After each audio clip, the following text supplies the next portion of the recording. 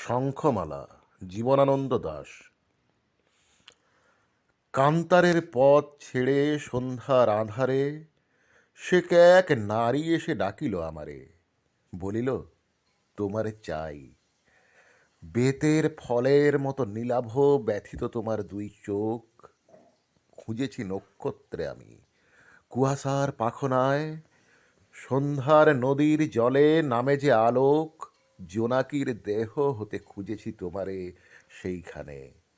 ধূসর পেঁচার মতো ডানা মেলে অঘ্রাণের অন্ধকারে ধান সিঁড়ি বেয়ে বেয়ে সোনার সিঁড়ির মতো ধানে আর ধানে তোমারে খুঁজছি আমি নির্জন পেঁচার মতো প্রাণে। দেখিলাম দেহ তার বিমর্ষ পাখির রঙে ভরা, সন্ধ্যার আঁধারে ভিজে শিরিষের ডালে যেই পাখি দেয় ধরা।